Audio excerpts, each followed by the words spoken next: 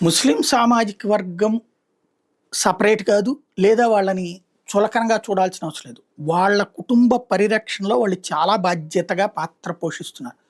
Yes. వాళ్ళ భార్య, వాళ్ళ పిల్లలు, వాళ్ళ జీవితం, వాళ్ళు దీని వెనకాల వాళ్ళు విస్తరిస్తే ఏమవుతుందనేటటువంటి కాన్సెప్ట్ ఇదంతా చర్చకుంటది. అదేంటి ఈ భావజాలాల వలన వచ్చినటువంటి సంఘటన. బట్ వాళ్ళు కూడా ఎదిగితే వాళ్ళల్లో మంచి యంగ్‌స్టర్స్ డాక్టర్‌లైనోళ్ళు ఉన్నారు, టీచర్‌లైనోళ్ళు ఉన్నారు. వాళ్ళకి ఈ మతపిచ్చ లేకుండా సంస్కారయుతంగా, సంస్కరణాత్మకమైనగా మాట్లాడుతున్న వాళ్ళున్నారు. వాళ్ళ మతంలో ఉన్న లోపాలు సరిచేసుకోవాలని కోరుతున్న వాళ్ళున్నారు. హిందుత్వంలో అట్లాంటి లోపాలని సరిచేసుకునే వాళ్ళు. ఒకప్పుడు బాల్య వివాహం, సతీ సహగమనం, లేదా అనేక రకాల వివక్ష, కుల వివక్ష ఇట్లాంటివి ఉండేది. తరతరాలుగా వాటిలో ఎదురైనటువంటి లోపాలని సరిచేసుకుంటూ వచ్చింది కాబట్టి వాళ్ళ హిందూ సమాజం కంఫర్టబుల్‌గా ఉంది. ఇవాల్టి కాలమాన పరిస్థితులకు అనుగుణంగా పాశ్చాత్య నాగరికత పోకడలకు కూడా అర్థం చేసుకుంటూ అక్కడ కూడా వెళ్ళి బ్రతకగలుగుతోంది. ముస్లిం సామాజిక వర్గం కూడా అట్లా ఎదగాలి అని కోరుకునే వాళ్ళలో నేను కూడా ఒకడిని. అంతేగాని వాళ్ళు ఏదో పాడైపోవాలని కోరుకోను. మంచిగా ఎదగాలని కోరుకుంటాం. అందరం అన్ని కులాలు, అన్ని మతాలు అన్నటువంటిది సమానమే అన్న భావనతో ఉండాలన్నటువంటి మనస్తత్వం కావాలని కోరుకుంటుంటాం. ఇదంతా ఎందుకు చెప్పాల్సి వస్తుందంటే, ఆఫ్ఘనిస్తాన్‌లో తాలిబాన్లు వచ్చాక అప్పటిదాకా చదువుకుంటున్న పిల్లలను చదువులు మానిపించారు. స్కూళ్ళు మూయిపిచ్చేశారు, కాలేజీలు మూయిపిచ్చేశారు, ఆడపిల్లల్ని చదువుకోనివ్వకుండా చేశారు. అట్లాగే చదువుకున్నటువంటి ఆడపిల్లలను కూడా మళ్ళీ వంటింటికి పరిమితం చేశారు.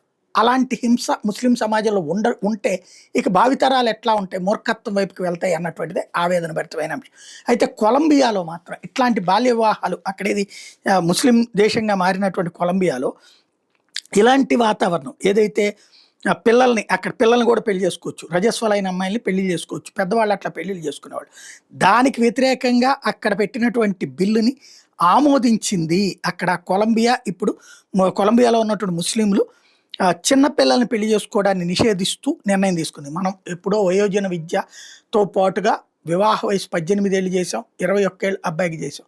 అంతకంటే తేడా వస్తే కేసులు పెడతాం. సరే, ఇక్కడ కూడా తెలిసి తెలియకుండా ఒక 0.5%, 1% హిందూస్లో జరుగుతున్నటువంటిది.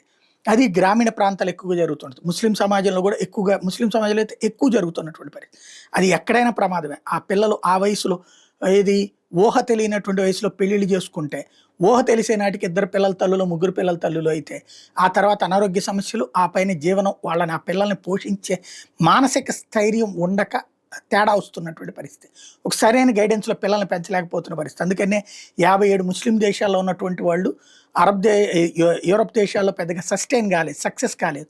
మిగతా దేశాల వాళ్ళు, చైనా వాళ్ళు, భారతీయులు, లేకపోతే యూరప్ దేశాల వాళ్ళు ఎందుకు సక్సెస్ అవుతున్నారంటే కారణం అదే. ఆ మార్పుకి ఇప్పుడు బీజం వేసుకుంది కొలంబియా ఇన్నాళ్ళ తర్వాత.